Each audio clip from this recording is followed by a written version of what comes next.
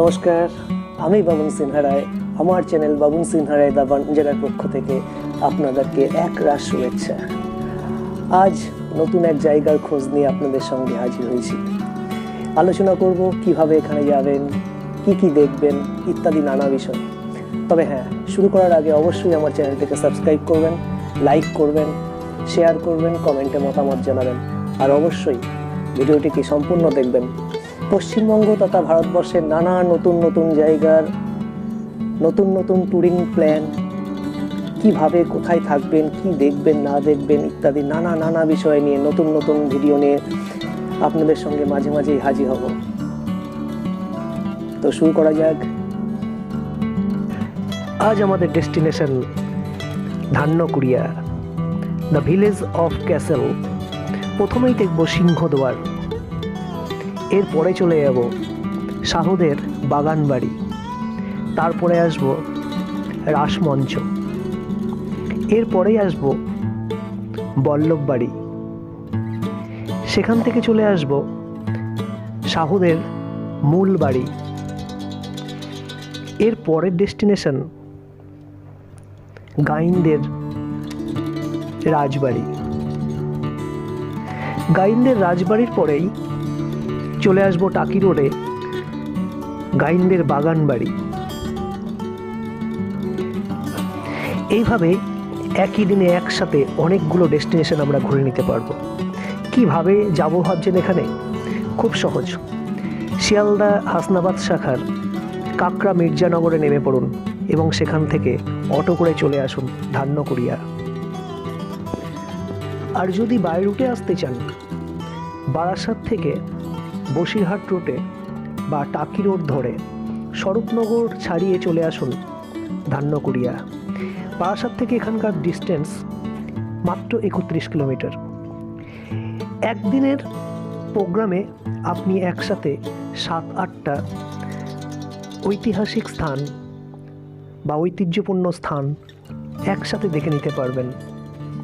কলকাতার আশেপাশের অনেকগুলি রাজবাড়ি একসাথে একই গ্রামে দেখাটা সত্যি দুর্লভ ব্যাপার। প্রথমেই শুরু করব শাহুদের বাগানবাড়ি যাওয়ার সিংহদুয়ার। যদিও এখন এটি জরাজীর্ণ। এখান থেকেই কিছুটা দূর পূর্ব দিকে এগিয়ে চললে চোখে পড়বে রাস্তার ডান দিকে বিশাল আমবাগানের মাঝখানে বুড়ো থুরথুরে যেন এক ইতিহাসের সাক্ষী শাহুদের বাগান বাড়ি। বর্তমানে এখানে কেউই থাকে না শাহুদের, পড়ে আছে ইতিহাসের ভগ্ন পদচিহ্ন। বাড়িটি তৈরি হয়েছে অনেকটি ফরাসি ধাঁচে। বাড়ির পাশেই রয়েছে বিশাল আমবাগান, চারিদিকে শুধু অযত্নের চিহ্ন। বাড়ির ভেতরে প্রবেশ করে দেখা গেল একটি পরিবার বাড়ির দেখাশোনার দায়িত্বে রয়েছে। ইতিহাস ঘাঁটলে জানা যায় এই শাহু বাড়ির প্রতিষ্ঠাতা ছিলেন পতীতচন্দ্র সাউ। বর্তমানে তেনারা বা তাদের বংশধর কেউই এখানে বাস করেন না। চলুন কেয়ারটেকার আশরাফ আলী মহাশয়ের কাছ থেকে কিছু শুনে নেওয়া যাক। কাকু, এই বাড়িটা যারা প্রতিষ্ঠা করেছিল তাদের নামটা কি আছে? পতীতচন্দ্র সাউ হচ্ছে আদি, মানে প্রথম। তারপরে হচ্ছে উকিমচন্দ্র সাউ সময় জমিদার। আচ্ছা। তারপরে ধীরেন সাউ, ওনার বংশধর। আচ্ছা। পরে এখন ছেলেরা আছে, এখানে কেউ থাকে না, ওরা থাকে এখন বর্তমান শ্যামবাজার। তাও এটা কতদিন আগে মোটামুটি তৈরি হয়েছিল? অনেক বছর হয়ে গেছে, মানে 150-200 বছর হবে। আপনি এখন এখানে দেখাশোনা করেন? হ্যাঁ। আপনার নামটা? আশরাফ আলী। এই শাহু বাড়ির খুব কাছেই পূর্ব দিকে একটা নতুন পর্যটন ডেস্টিনেশন বর্তমানে চালু হয়েছে। এখানকার জলাভূমিকে কেন্দ্র করে গড়ে উঠেছে পর্যটন কেন্দ্র। শাহুদের বাগান বাড়ি ছাড়িয়ে কিছুটা টাকি রোডের দিকে এগিয়ে আসলেই চোখে পড়বে রাসমঞ্চ। এইটি তৈরি হয়েছে দক্ষিণেশ্বরের কালীমাতার মন্দিরের আদলে। এটিকে দেখেই বোঝা যায় সেই সময়কার সাহুরা, গাইনরা এবং বল্লভরা বৈষ্ণব ধর্মের পৃষ্ঠপোষক ছিলেন। এখান থেকে একটু এগিয়ে আসলেই হাতের বাঁ সাইডে পড়বে সাহুদের বসত বাড়ি, বা যেটি শাহু রাজবাড়ি নামে পরিচিত। বাড়িটিতে স্পষ্টই ফরাসি শিল্পের একটা ছাপ রয়েছে। বাড়িটি সারা বছরই তালাবন্ধ অবস্থায় থাকে, ভেতরে প্রবেশ করা যায় না। কেবলমাত্র দুর্গাপুজোর সময় এটা জনসাধারণের জন্য খুলে রাখা যায়। বিশাল আকৃতি বাড়িটির ফটকের সামনে এসে দাঁড়ালে যেন মনে হবে নিস্তব্ধ ইতিহাস চুঁইয়ে চুঁইয়ে নেমে আসছে। একটা অন্যরকম রোমাঞ্চের সামনে যেন দাঁড়িয়ে আছি। স্থানীয় একজনের কাছ থেকে বাড়িটির সম্বন্ধে খুঁটিনাটি কিছু বিষয় জানতে পারলাম। বলুন। আচ্ছা, এই বাড়ি যে শাহু বাড়ি, এনার যে আসল মালিক তার নামটা কি আছে? আসল মালিক আমার নাম বলতে পারবো না, কিন্তু দায় বাহাদুর রবীন্দ্র কিশোর সাহু। আচ্ছা, তাও মোটামুটি কত বছর আগে এটা প্রতিষ্ঠা হয়? 125 বছর 30 বছরের ভেতরে। তাদের বংশধররা কেউ এখানে থাকে? সব আছে। এখানে কেউ বাস করে না? না, কলকাতা থেকে এখানে এখানে কেউ বাস করে না। বছরের নির্দিষ্ট কোনো দিনে আসেন? পুজোর সময় আসে, প্রতি বছর পুজোর সময়। আচ্ছা, এনারা কি জমিদার ছিলেন এখানকার? এটা জমিদার, ব্যবসায়ী জমিদার। মানে কত বছর ধরে এনাদের জমিদার ছিলেন? ওসব আমাদের পরস্পর জেনারেশন চলে আসছে। আচ্ছা আচ্ছা, আমাদের বড় পড়ে 50। আচ্ছা আচ্ছা, ঠিক আছে। আপনার নামটা কি দাদা? আমার নাম বিশ্বনাথ। আচ্ছা, বাবুদের যে অবদান আছে আমাদের গ্রামে, আশপাশে এই অঞ্চলে কোনো জায়গায় নেই। স্কুল, পাঠশালা, কী বলবো, হসপিটাল, যাবতীয় সব রাস্তাঘাট সব দিক থেকে মানুষের সমাজসেবার জন্য সব সমস্ত কিছু। মানে এখান থেকে কিছু হলেও হসপিটাল কোথায় যেতে হবে না, এখানেই সব ব্যবস্থা। পরের ডেস্টিনেশন বল্লভদের রাজবাড়ি। এই বাড়ির চূড়ায় বেশ কিছু মূর্তি লাগা আছে, যে কারণে স্থানীয়রা এটিকে পুতুল বাড়িও বলে থাকেন। বাড়ির অন্দরে সাধারণ মানুষের প্রবেশ একেবারেই নিষিদ্ধ।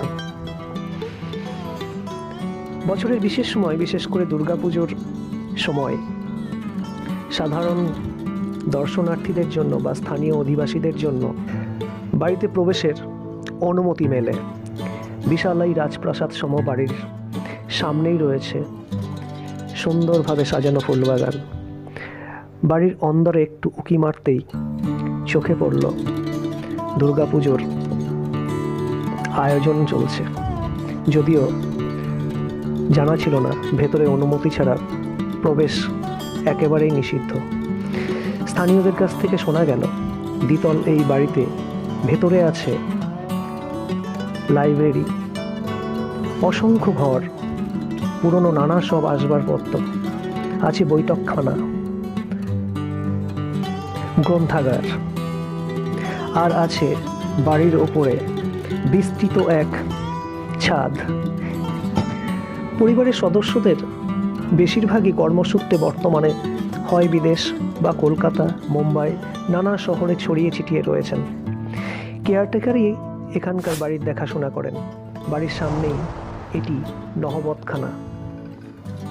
এর পরের আমাদের ডেস্টিনেশন টাকি রোডে অবস্থিত গাইনদের বাগান বাড়ি। বিশাল আকৃতির এই সিংহদুয়ার পর্যটকদের, দর্শকদের, ঐতিহাসিক ভ্রমণ পিপাসু মানুষদের ভীষণভাবে টানে। ভেতরে প্রবেশ নিষিদ্ধ। দূর থেকেই দেখে নেওয়া গেল গাইনদের বাগান বাড়ি। বর্তমানে এই সমস্ত সম্পত্তি রাজ্য সরকার অধিগ্রহণ করেছেন। এরপরেই আমরা চলে আসলাম গাইনদের বসত বাড়ি, যেটি কিনা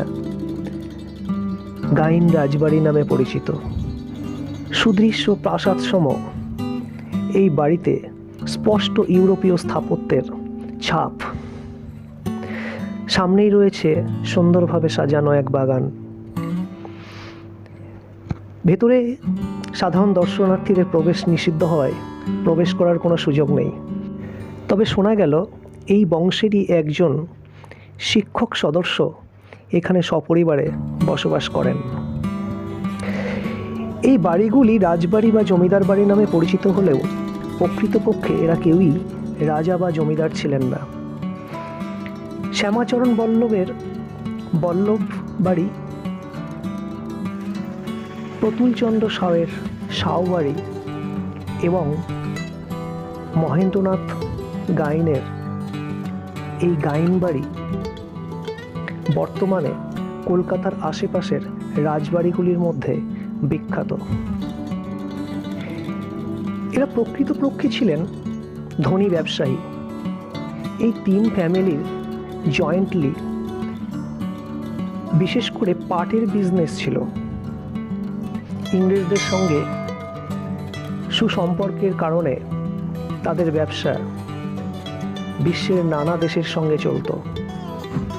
গাইন বাড়ির ডান দিকেই রয়েছে ইনাদের কুলদেবতা গোপালের মন্দির, এখনো যেটি স্থানীয়দের কাছে খুব জাগ্রত দেবতার মন্দির হিসাবেই পরিচিত। এটি নহবতখানা, কেউ বা বলেন এটি নজর মিলন। এখানেই নাকি গান বাজনার আসর বসত।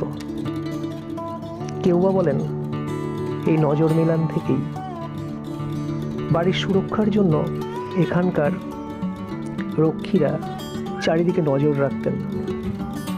বর্তমানে এটি হেরিটেজ তকমা পেতে চলেছে।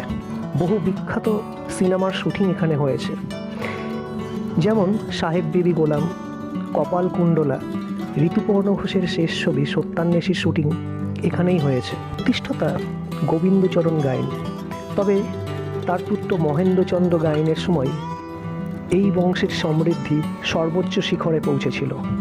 শোনা যায় ইংরেজ আমলে যখন কিনা মার্টিন কোম্পানির রেল চলত, তখন এই ধান্যকুড়িয়াতেই গাইন গার্ডেন নামে একটি স্টেশনও ছিল।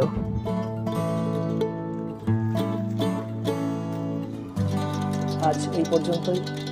এখনও যারা আমার চ্যানেলটিকে সাবস্ক্রাইব করেননি, অবশ্যই চ্যানেলটিকে সাবস্ক্রাইব করবেন, কমেন্টে মতামত জানাবেন, লাইক করে উৎসাহিত করবেন এবং শেয়ার করবেন।